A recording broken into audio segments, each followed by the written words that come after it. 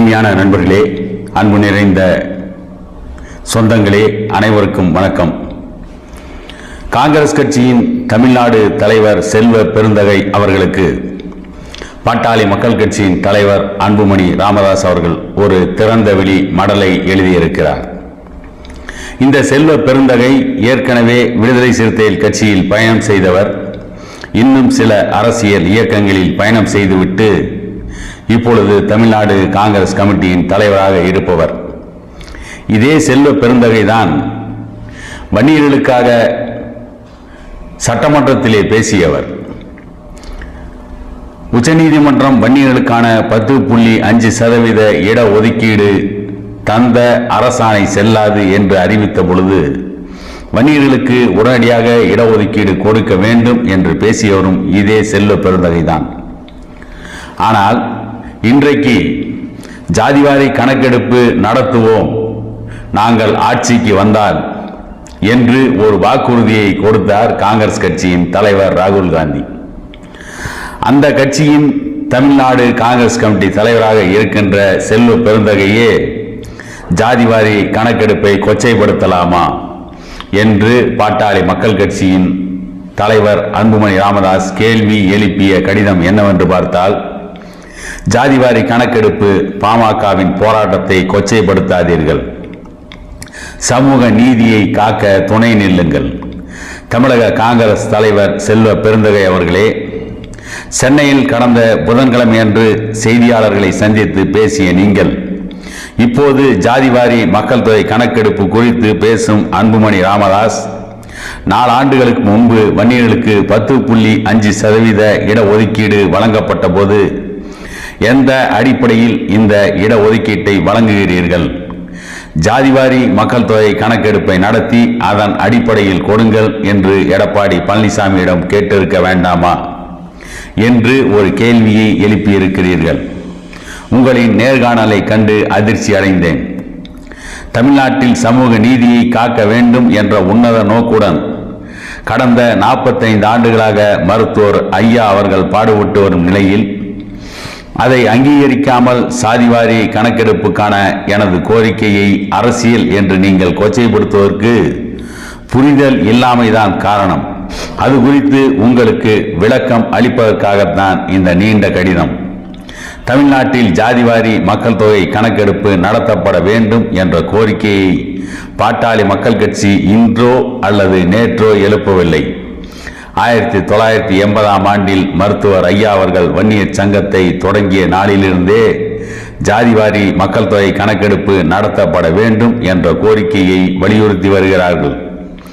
வன்னியர் சங்கம் தொடங்கப்பட்ட நாளில் நிறைவேற்றப்பட்ட முதல் தீர்மானமே தமிழ்நாட்டில் அனைத்து ஜாதியினருக்கும் அவரவர்கள் மக்கள் தொகைக்கு இணையாக இடஒதுக்கீடு வழங்கப்பட வேண்டும் என்பதுதான். ஜாதிவாரி மக்கள் தொகை கணக்கெடுப்பு என்றால் என்னவென்றே பலருக்கும் தெரியாத சூழலிலேயே இந்த கோரிக்கையை பாட்டாளி மக்கள் கட்சி நிறுவனர் டாக்டர் ஐயா அவர்கள் முன்வைத்தார். ஜாதிவாரி மக்கள் தொகை கணக்கெடுப்புக்கான பாட்டாளி மக்கள் கட்சியின் பயணம் மிகவும் நீண்டது. 1980ஆம் ஆண்டில் ஜாதிவாரி மக்கள் தொகை அடிப்படையில் இடஒதுக்கீடு வழங்க வேண்டும் என்று வலியுறுத்திய மருத்துவர் ஐயா அவர்கள் அந்த கோரிக்கையை நிறைவேற்ற வேண்டும் என்பதற்காகத்தான் தமிழ்நாடு முழுவதும் மாநாடு, பரப்புரை பயணம், உண்ணாவிரதம், பட்டை நாம போராட்டம் உள்ளிட்ட எண்ணற்ற வடிவங்களில் போராட்டங்களை நடத்தினார்கள். அதன் உச்சமாகத்தான் ஒரு நாள் சாலை மறியல் போராட்டம், ஒரு நாள் ரயில் மறியல் போராட்டம் ஆகியவற்றை நடத்தி 1987ஆம் ஆண்டில் ஒரு வார கால சாலை மறியல் போராட்டத்தை நடத்தினார்கள். அந்த போராட்டத்தின் போதுதான் 21 சொந்தங்கள் துப்பாக்கியால் சுடப்பட்டும் தடியால் தாக்கப்பட்டும் கொல்லப்பட்டார்கள் என்பதையும் தாங்கள் அறிந்திருப்பீர்கள். ஜாதிவாரி கணக்கெடுப்பை நடத்தி சமூக நீதியை காக்க வேண்டும் என்பதற்காக மருத்துவர் ஐயா அவர்களும் பாட்டாளி மக்கள் கட்சியும் செய்த தியாகங்களும் அனுபவித்த கொடுமைகளும் ஏராளம். 1985ஆம் ஆண்டில் தொடங்கி 1989ஆம் ஆண்டு வரை பிரதமராக இருந்த ராஜீவ்காந்தி அவர்களை மருத்துவர் ஐயா அவர்கள் சந்தித்து ஜாதிவாரி மக்கள் தொகை கணக்கெடுப்பு நடத்தி அதன் அடிப்படையில் வன்னியர்கள் உள்ளிட்ட அனைத்து சமூகங்களுக்கும் இட ஒதுக்கீடு வழங்கப்பட வேண்டும் என கோரிக்கை விடுத்தார். பல கட்ட வலியுறுத்தலுக்கு பிறகு மருத்துவர் ஐயா அவர்கள் கோரிக்கையை ஏற்றுக்கொண்ட ராஜீவ்காந்தி அவர்கள் அது குறித்து மருத்துவர் ஐயா அவர்களுடன் பேச்சு நடத்துவதற்காக மத்திய அமைச்சர்கள் சிலரை நியமித்தார். முதலில் மத்திய வெளியுறவுத்துறை அமைச்சராக இருந்த நரசிம்மராவ், பின்னர் மத்திய உள்துறை அமைச்சராக இருந்த பூட்டா சிங் அவர்களும் மருத்துவர் ஐயா அவர்களுடன் பேச்சுவார்த்தை நடத்தினார்கள். ஒரு கட்டத்தில் இந்தியாவின் குடியரசுத் தலைவர் ஆர் வெங்கட்ராமன் அவர்களையும் மருத்துவர் ஐயா அவர்கள் ஜாதிவாரி மக்கள் தொகை கணக்கெடுப்புக்காகவும் சமூக நீதிக்காகவும் கோரிக்கை விடுத்தார். அவர்களில் யாருமே மருத்துவர் ஐயா அவர்கள் கோரிக்கையில் உள்ள நியாயத்தை மறுக்கவில்லை. ஜாதிவாரி மக்கள் தொகை நடத்துவதற்கு ஏற்பாடு செய்வதாகவே அவர்கள் அனைவரும் உறுதி தந்தார்கள். 1988ஆம் ஆண்டில் தமிழ்நாட்டில் குடியரசுத் தலைவர் ஆட்சி நடைமுறைப்படுத்தப்பட்ட பிறகு சக்தி வாய்ந்த ஆளுநராக PC அலெக்சாண்டர் திகழ்ந்தார். அவரையும் மருத்துவர் ஐயா அவர்கள் பலமுறை சந்தித்து தமது கோரிக்கையை வலியுறுத்தினார்கள். அதன் தொடர்ச்சியாகத்தான் தமிழ்நாட்டில் ஜாதிவாரி மக்கள் தொகை கணக்கெடுப்பு நடத்துவதற்காக இந்திய ஆட்சிப்பணி அதிகாரி வெங்கடகிருஷ்ணன் தலைமையில் ஆணையம் அமைத்து 1988ஆம் ஆண்டு டிசம்பர் மாதம் 12ஆம் தேதி அப்போதைய கவர்னர் BC அலெக்சாண்டர் ஆணையிட்டார். ஆனால் 1989ஆம் ஆண்டில் ஆட்சிக்கு வந்தவுடன் அந்த ஆணையத்தை கலைஞர் கருணாநிதி அவர்கள் கலைத்து விட்டார். தமிழ்நாட்டில் 69% இடஒதுக்கீடு செல்லும் என்று 13/7/2010ஆம் நாள் தீர்ப்பளித்த உச்சநீதிமன்றம் ஜாதிவாரி மக்கள் தொகை கணக்கெடுப்பு நடத்தி அதை இறுதி செய்யும்படி ஆணையிட்டது.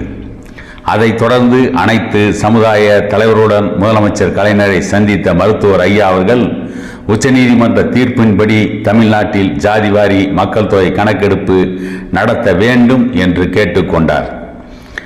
அதை கேட்டு கண்டிப்பாக ஜாதிவாரி கணக்கெடுப்பு நடத்துவதாக வாக்குறுதி அளித்த கலைஞர் அவர் பதவி விலகும் வரை அந்த வாக்குறுதியை நிறைவேற்றவில்லை.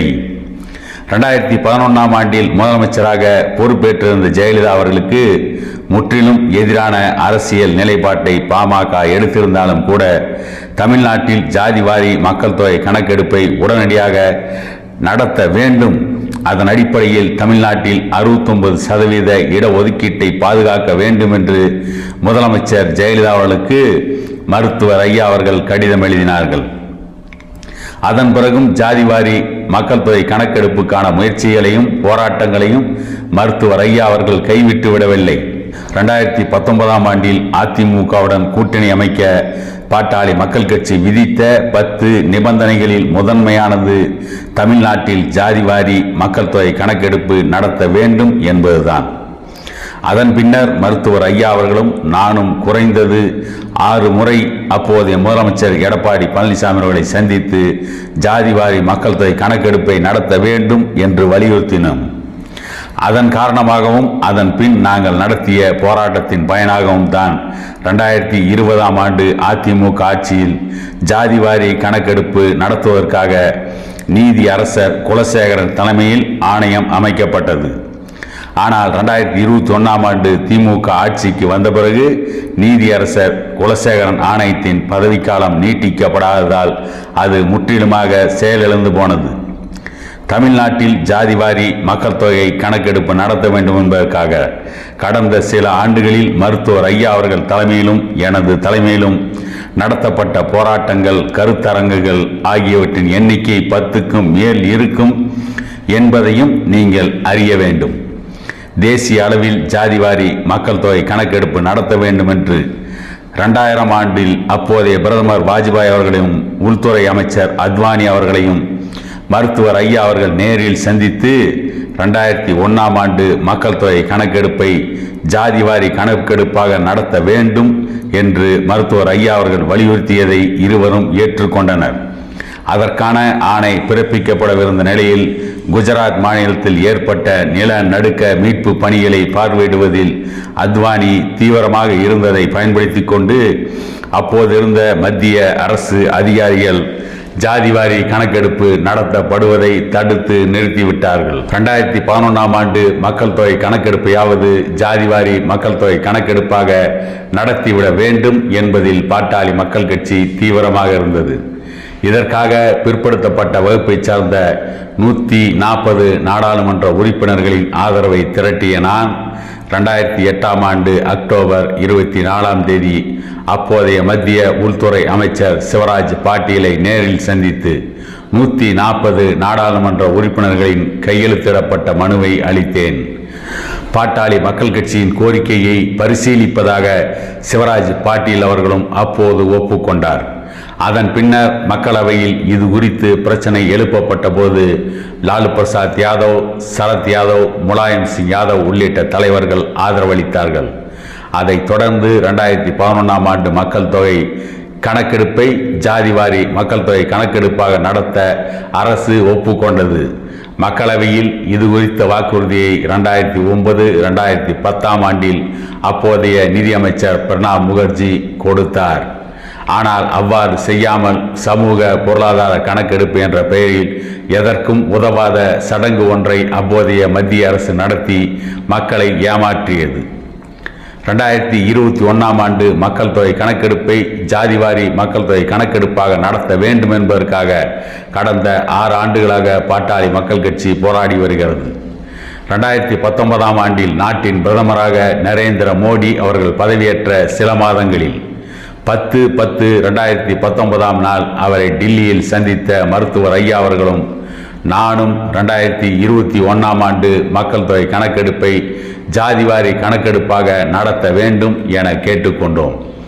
அதன் பின் 3/2/2020, 28/8/2021, 24/9/2024 ஆகிய நாட்களில் ஜாதிவாரி மக்கள் தொகை கணக்கெடுப்பை நடத்த வேண்டும் என்று வலியுறுத்தி பிரதமர் நரேந்திர மோடிக்கு மருத்துவர் ஐயா அவர்கள் கடிதம் எழுதினார்கள் என்பதை தாங்கள் அறிந்து கொள்ள வேண்டும். மன்மோகன் சிங் அவர்களின் ஆட்சி காலத்தில் மருத்துவர் ஐயா அவர்களின் வலியுறுத்தலை ஏற்று மத்திய அரசின் உயர் கல்வி நிறுவனங்களில் பிற பிற்படுத்தப்பட்ட வகுப்பினருக்கு 27% இடஒதுக்கீடு வழங்கிய கட்சி என்ற முறையில் அதன் மீது எனக்கு மதிப்புண்டு.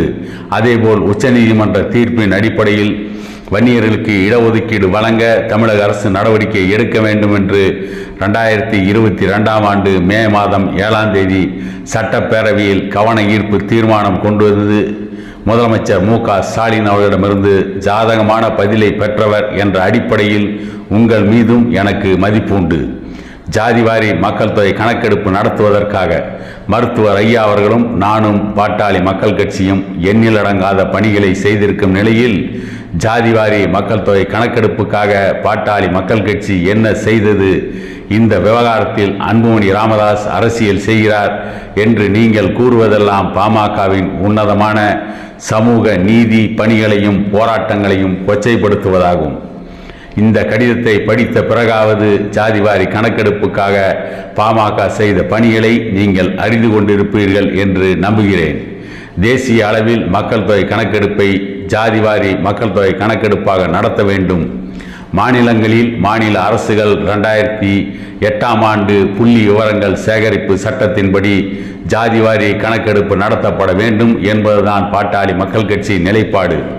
இந்தியா முழுவதும் காங்கிரஸ் ஆளும் மாநிலங்களின் முதலமைச்சர்கள் மனநிலையும் இத்தகையதாகவே இருக்கிறது. இதற்காகத்தான் காங்கிரஸ் மூத்த தலைவர் ராகுல் காந்தி அவர்கள் தொடர்ந்து ஜாதிவாரி கணக்கெடுப்பை வலியுறுத்தி வருகிறார்.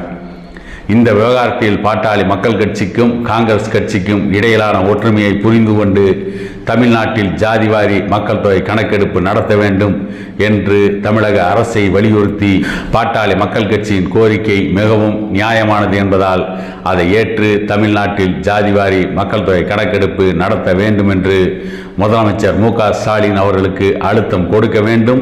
அதை நீங்கள் கண்டிப்பாக செய்வீர்கள். தமிழ்நாட்டில் சமூக நீதியை காப்பதற்காக பாட்டாளி மக்கள் கட்சி மேற்கொள்ளும் உன்னத முயற்சிக்கு துணை நிற்பீர்கள் என்று நம்புகிறேன் என்று திறந்தவெளி மடலை தமிழ்நாடு காங்கிரஸ் கட்சி தலைவர் செல்வ பெருந்தகை அவர்களுக்கு பாட்டாளி மக்கள் கட்சியின் தலைவர் அன்புமணி ராமதாஸ் எழுதியிருக்கிறார்.